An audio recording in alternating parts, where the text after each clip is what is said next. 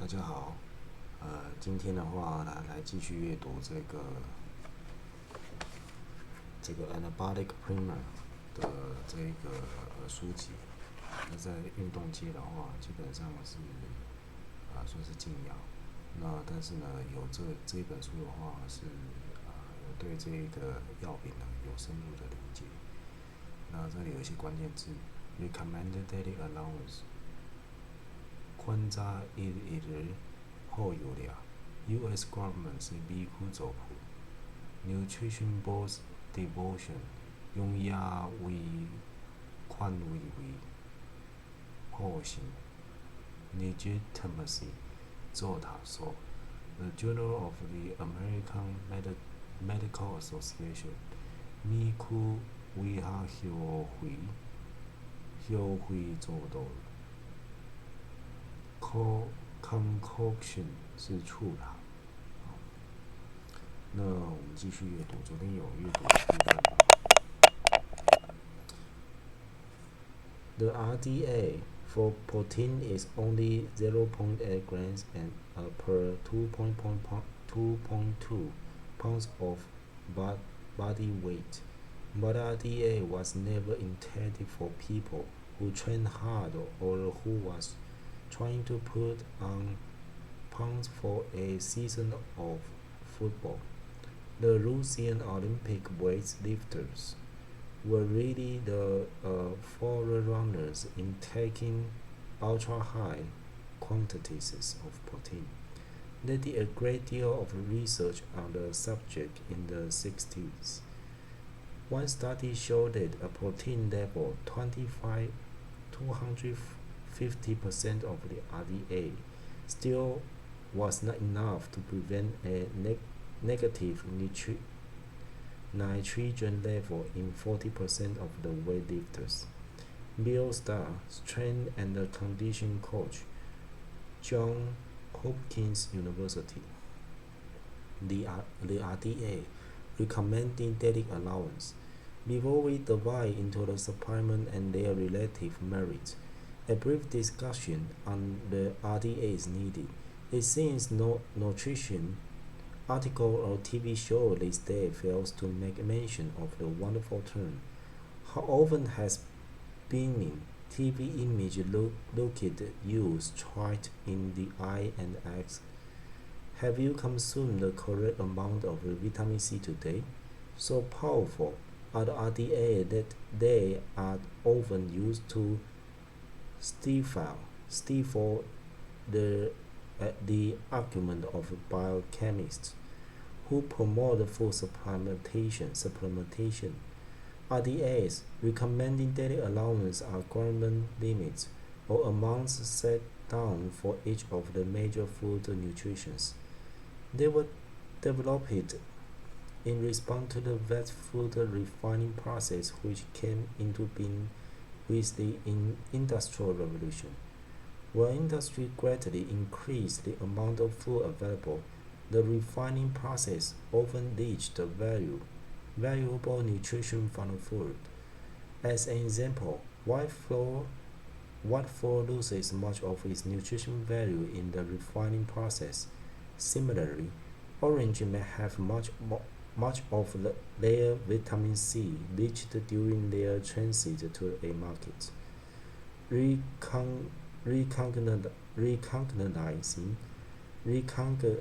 Recognizing that the U.S. population was at risk for developing nutritional related diseases, the U.S. government passed the Enrichment Act of 1942.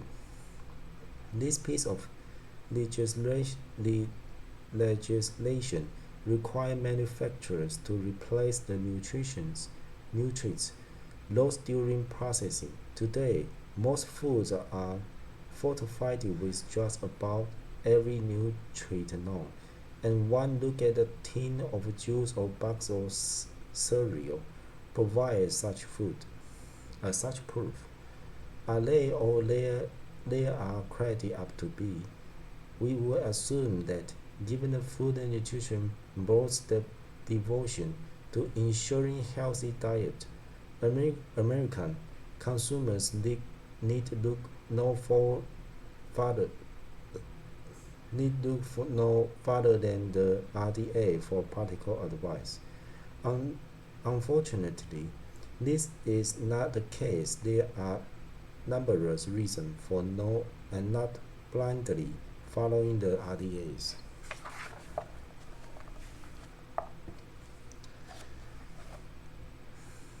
这里旁边有一段话 ：You cannot be a champion just by eating the best food. You cannot be a champion just by training the most, and you cannot be a champion just taking the most or the best steroid and drugs. The most important attribute you need to be a champion is attitude. Franco Colombo, two-time Mr. Olympia winner, commenting on what it will take to be a champion bodybuilder. For starters, RDA limits were based on the study involving individuals under the age of 50. Given the age of the world population, we must ask ourselves whether or not the value derived from studies using young people are applicable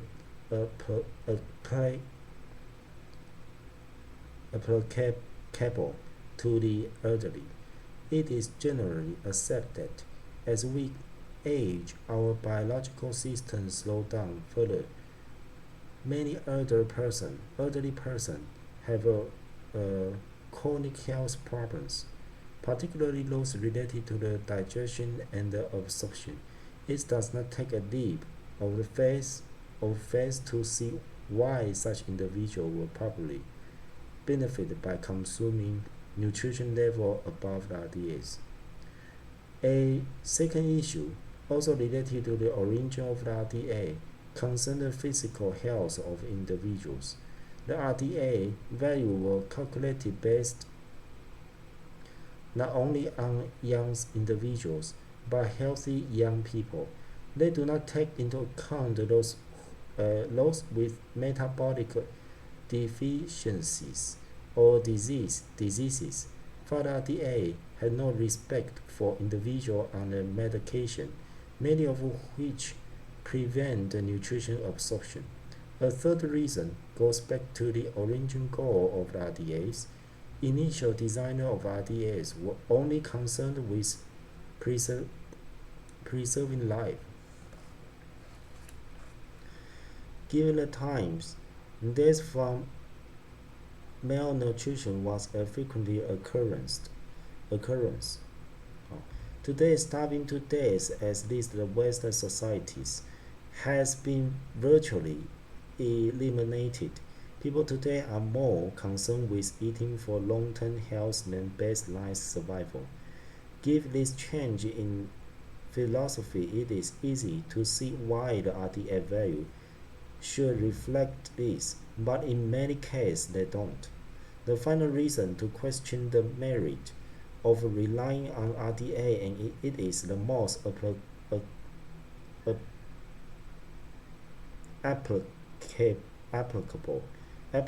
to athletes, is that the RDA value were calculated using secondary individuals. In effect, people who engage in little or no exercise. Can the RDA value calculated for a 40-year-old 1950s businessman be applied to a 1990 250 pounds bodybuilder? Likewise, how much does a 1916 housewife have in common with her present-day counterparts? A teenage college track star. While the experts continue to argue back and forth, most in the bodybuilding community agree that hard-training bodybuilders need engaged in by some may not be necessary, if not downright dangerous, but taking extra vitamins and protein is recommended. I think it's more important to eat a lot of good food than to take supplement. You can buy several pounds of meat. For the price of one supplement, it will do you more good than the supplement. Too many beginners waste money on the supplements that would be better spent on food. Henderson Thorne, top Canadian pro bodybuilders, giving his view on the high consumption of supplements by beginner bodybuilders. A final word. For those bodybuilders intent on consuming vast quantities of supplement, a few words of caution are needed. First, remember that little research is available concerning the long-term health effect of long-term megadosing. By long-term, we may 5, 10, or even 20 years down the road. One multivitamin tablet may be fine, but the synergistic effect of 20 supplements or more is a potential Pandora box. This is not a trivial issue, as most of the new supplements that these days consist of a mixture of numerous substances. Another point to highlight is legitimacy. If the claims of the supplement advertiser sound too good to be true, they probably are. If the advertisements start with studies have shown, check out these studies. Most university libraries contain the more popular medical and dietary journals and are open to the public, so do not be shy. If a given supplement is based on the new evidence, check the evidence of yourself.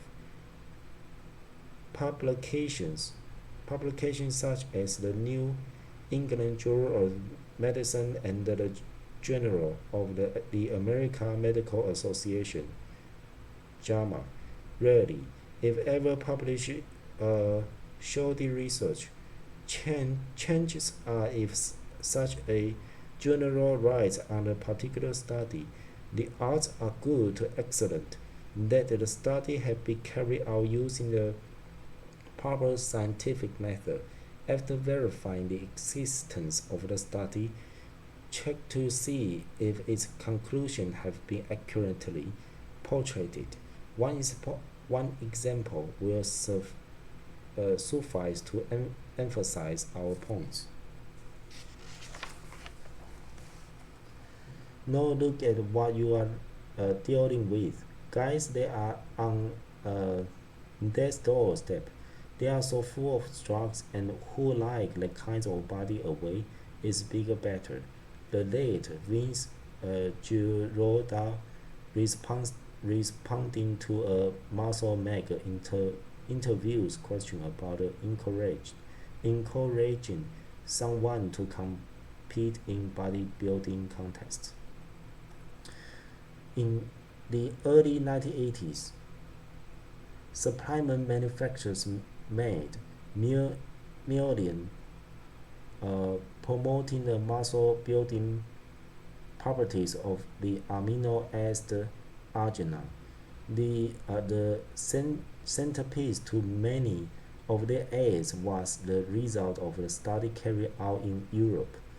On the surface, the result seems promising for bodybuilders, but closer inspection revealed a different story.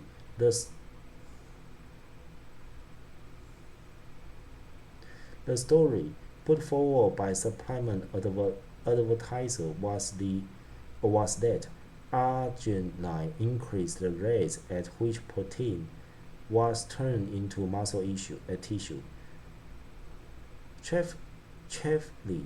Chiefly by increasing level of circulating growth hormone.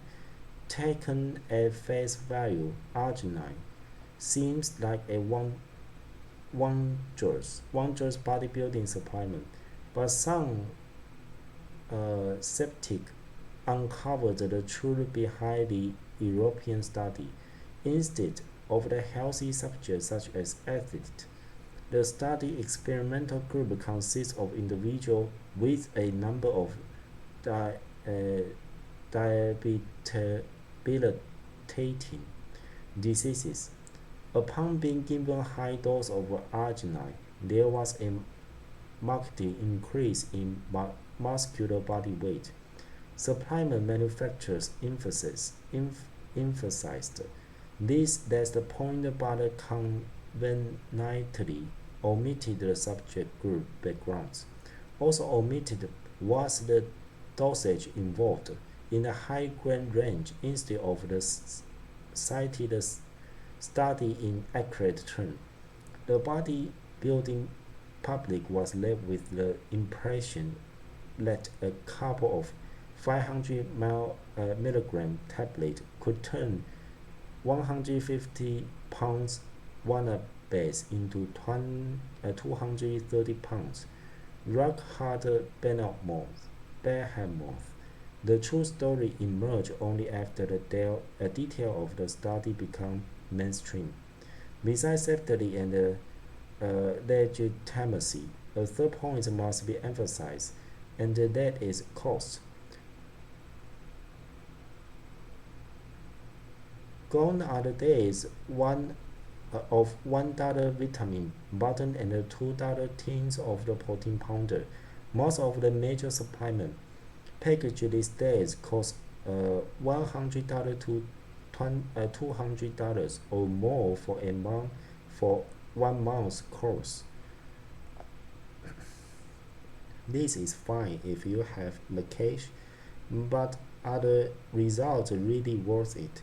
Often the athlete is left with nothing more than the most expensive urine in town. Why spend hundreds or thousands of dollars a month if much of it ends up down the drain?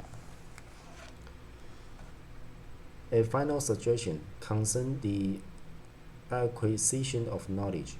Don't blindly consume hundreds of pills, have little or not idea as to what you are taking. Before consuming any powder, pills, or potion, read as much literature as possible on the concoction. If there is any doubt, saving your money, at the most you may be avoiding a serious health problem down the road. Every month, MuscleMag International and other bodybuilding magazines bring you the latest in the supplement research. Read everything you can get your hands on. The fact that you have purchased this book is a good start. Reference: See War, The Curious Lore of Drugs and Medicines. Golden City, New York. Garden City Publishing Inc. N.D. J. Young, The Tolstoy Millionaire, A Social History of Patient Medicine in America Before Federal Regulation. Princeton, New Jersey. Princeton University Press, N.D. P. Embleton and Gerard, Thorne. Stereo Myth, The Responsible Use of Anabolic Stereo. St. John, NFLD. Thorne Publishing Ltd. 1991. V. Coward, Dietary Supplement, The Physician and the Sports Medicine, 23rd March 1992。好，那接下来呢，就是我们就阅读到这里。那接下来是要讲这个 hormone manipulation 的一个部分。好，那好，感谢各位收看。